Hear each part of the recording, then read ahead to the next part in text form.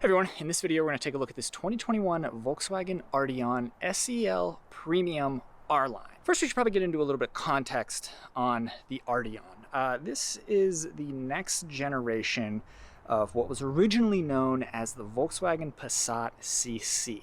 The Passat CC was one of those four-door coupes, and it was essentially a four-door coupe version of the previous generation Passat. Now, what's interesting about the previous generation Passat is it was much different than the Passat sold in the United States currently. The previous generation Passat, you could almost think of it as an Audi A4 low-level BMW 3 Series, 5 Series competitor. It's made in Europe. It was much more premium of a vehicle than the current generation Passat that's built in Tennessee.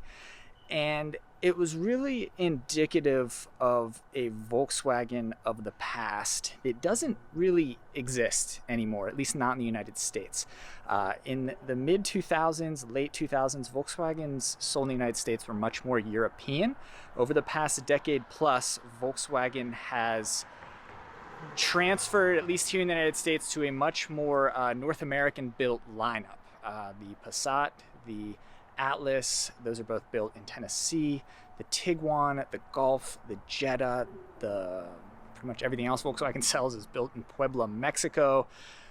Prior to that, though, many Volkswagens were built in Europe, and the Arteon here is a European-built Volkswagen, so it's a much more European vehicle than anything else in Volkswagen's lineup. And in fact, this vehicle is kind of a throwback to the Volkswagen of a decade ago, that in fact is kind of dying in the United States. So the Passat CC was a premium coupe version of the previous generation Passat.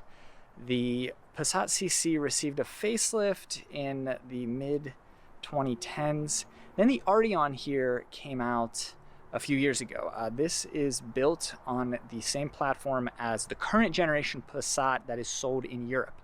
So this has nothing to do with the Passat that's sold in the United States. And in fact, it no longer shares any kind of naming or naming derived from the US built Passat. So the Arteon here is interesting. It's more premium. It's going to appeal more to the Volkswagen fan who likes European cars, who wants a more premium experience. And that's really what makes it interesting. So I could go on and on probably about context, but let's get to the Arteon. Let's go on a tour of this thing and then take it for a drive.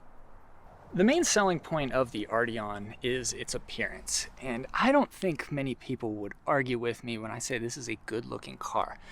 It's sleek. It is a hatchback. We'll get into that in a minute. It has four-door coupe proportions, if you buy into that whole thing. The front end does get a little tweak for 2021. So here's the key. It's a basic Volkswagen key. It has a nice weight to it, and there's some chrome here that makes it nicer than some of the keys offered on lower end Volkswagens. But we'll unlock it here. You can see this LED strip across the front. That's new for 2021. The car gets a subtle facelift for 2021. Like I said, this is an R-Line model, so there's the new R logo there. The R logo has gone through 3 iterations throughout its history. So the R-Line means it has slightly sportier front end on it. R-Line also gets sportier wheels. These are 20 inches in diameter. There's another R logo right there. Pretty big panoramic sunroof. So the roof going from the windshield here is black.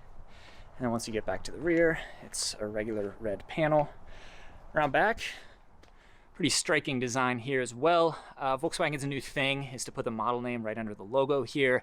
This is a fully loaded all-wheel drive example, so it has Volkswagen's all-wheel drive system that they brand as 4Motion. No exhaust tips. Well, you can't really see them. I guess you could call these the exhaust tips, but they're kind of false exhaust tips. Although, let's see. Yeah, there are two tips that come out there. So this thing has a traditional, I guess, 4 exhaust tips in total, if you can really look in there. But they're downplayed regardless. So like I said, this is a hatchback, and it's power operated. So that's one way that you can open it. You press and hold the button on the fob, and that'll close it. But the other way to open it is kind of fun too. Is via this handle here that's hidden in the Volkswagen logo. So twisting the logo like that basically activates a button.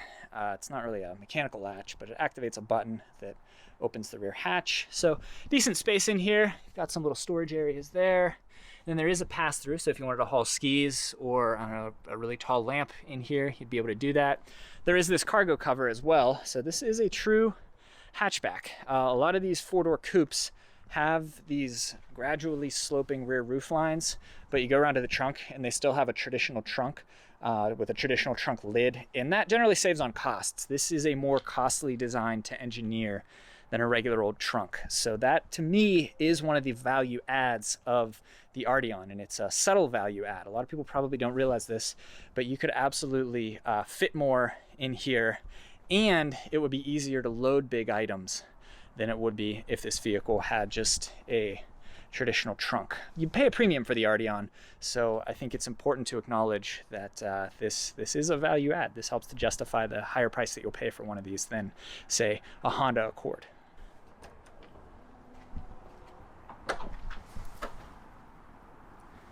Certainly a sharp design. One other four-door coupe attribute are these frameless doors.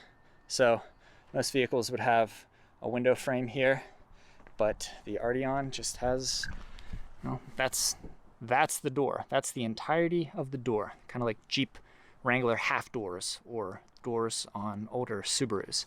That leaves this glass a little bit vulnerable, but I've never really heard of anyone having an issue with this. So not really a functional benefit to this, it's just kind of a stylistic choice. Take a look at the window sticker here. This is a 2021 Volkswagen Arteon 2.0T SEL Premium R-Line. That is a mouthful. As equipped, this one comes in at $48,585 when you factor in that $1,195 destination fee. That's pretty steep for what to many people is still a fairly mainstream sedan. EPA rates the Arteon, keep in mind this one has 4-motion all-wheel drive at 20 city, 31 highway, and 24 combined. This one comes fully loaded, so it has all the active safety features. It has an adaptive suspension. It has the digital gauge cluster, panoramic sunroof, Harman Kardon audio system.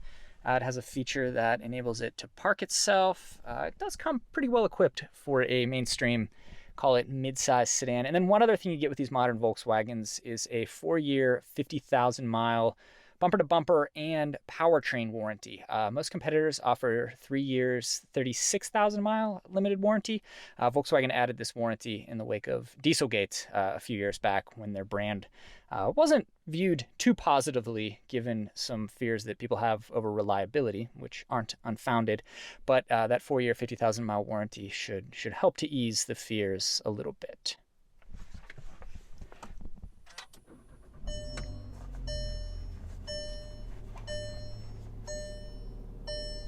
One thing you're probably noticing right away, this car has configurable ambient LED lighting. Right now I have it set to blue. Digital gauge cluster is pretty nice. It's relatively high resolution, so these are still mechanical gauges, so your fuel gauge and your temperature gauge here are mechanical, but this in here is all digital. I have it configured in kind of a weird way. I've got the navigation directions in both of these circles here, which I'm not using navigation right now, but you can set that up to show transmission, speed, really any number of things. Infotainment system is okay. It's kind of low resolution at this point. Volkswagen hasn't updated their infotainment in a few years, and I think it's overdue. One thing that's kind of unique is you raise your hand and some buttons appear. We'll go to radio. We'll wait for them to go down. Maybe. There you go. Then I'll bring my hand up to the screen and you can see it senses my hand and it brings up this row of buttons down here.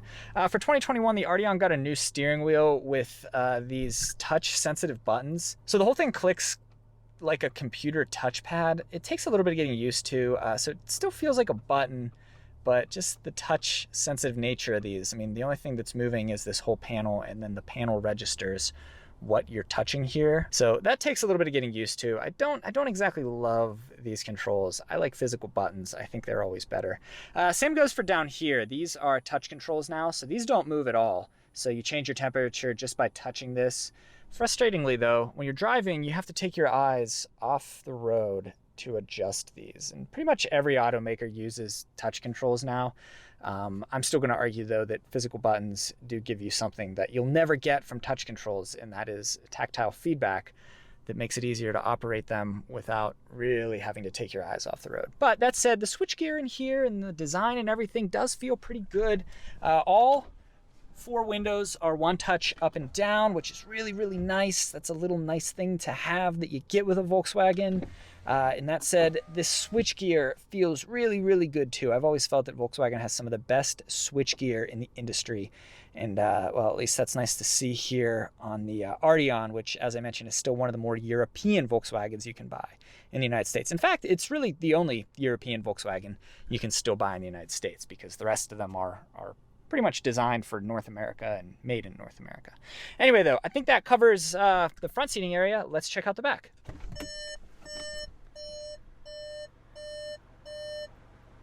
That's the most obnoxious warning sound in any new car.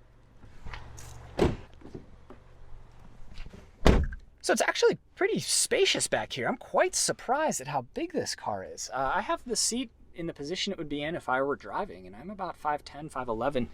You can see I've got an absolutely massive amount of room back here. That's unbelievable. I assumed this car was somewhere between midsize and compact, but I would say that this is firmly a midsize car. And with this hatchback back here, it's somewhat practical too. That's surprising. Switchgear is all pretty nice back here as well. More Harman Kardon speakers. You do get a grab handle. No full panoramic sunroof, but the sunroof itself is on a bigger panel, so it's bigger than what would be known as a traditional sunroof. Switchgear all feels pretty good, and then there's more of that ambient lighting. Fold down center armrest with 2 cup holders, and then a little cup holder in the middle here that would hold something like an espresso can, or maybe like a Red Bull can. And then that pass-through, like I mentioned, allows you to haul long items like skis.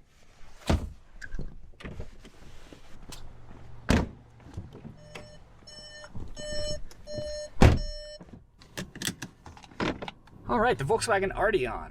So I will say this car does drive like a more premium sedan, something like, say, an Audi A4. The two aren't really related. They have the same parent company, but they're not built on the same platform. They use similar engines, but they're still not the same engine. The Arteon is, like I said, it's based on the European market Passat. And when you consider that the European Passat isn't sold in the United States, here in the US, the Arteon is pretty unique. It's really kind of its own thing.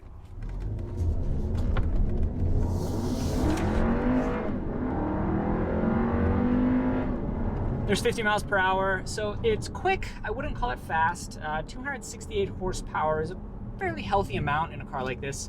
2-liter turbocharged 4-cylinder. There's really not a lot of turbo lag. This one has 4-motion all-wheel drive, whatever they call it.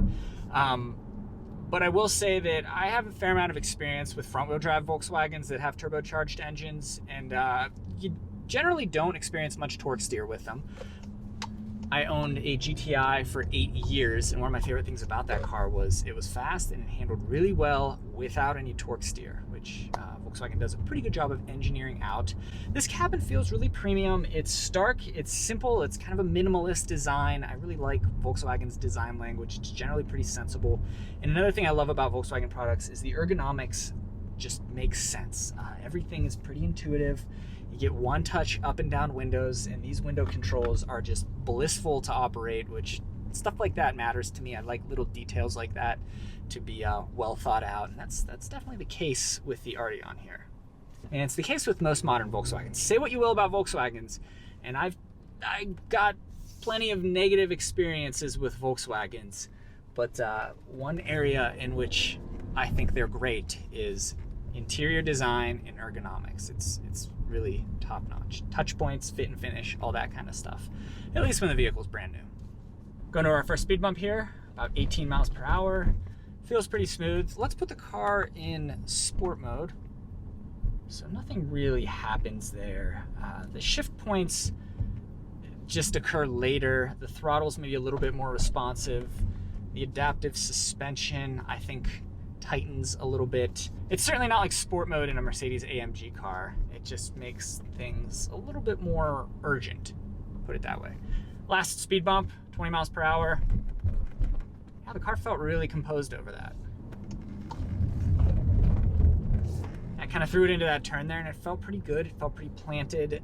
The other nice thing about this car, I keep coming back to that fact that it's built in Europe and it's primarily built and designed for the European market, unlike the other Volkswagens that are still in the United States these days. In Europe, in Germany specifically, they have the Autobahn, and on the Autobahn there are areas where there is no speed limit. So in those areas, you're gonna drive 100, 110, even 120, 130 miles per hour. So the cars better be designed to handle that. And you're not gonna get that from a Camry or an Accord because those cars really aren't being designed to be driven on the Autobahn. So that's kind of a theme with these Volkswagens. Backup camera is terrible. In fact, it's distorted and the colors are blown out and it's low resolution. It makes everything look tall. It's kind of a weird fisheye thing. It's probably worse than Toyota. This is one of the worst backup cameras. So there's your look at the 2021 Volkswagen Arteon. What stands out most to me about this car is just how European it feels. Most modern Volkswagens these days are built in North America. Over the past 10 or 15 years, the brand has become a lot more American. Their production has become a lot more localized here in the United States. The lineup, most of it at least, is built in either Chattanooga, Tennessee, or at VW's plant in Puebla, Mexico. The Arteon here is built in Emden, Germany, with 45% German parts content. So this car is going to appeal to somebody who still likes that old European feel, who wants something kind of premium, but doesn't want to pay for one of the European luxury brands like Audi, BMW, or Mercedes. That said, I can't imagine Volkswagen's going to sell this car here in the US for much longer. It's kind of surprising that they even rolled it out here as a follow-up to the CC, the Passat CC, just because people are moving towards sport utility vehicles.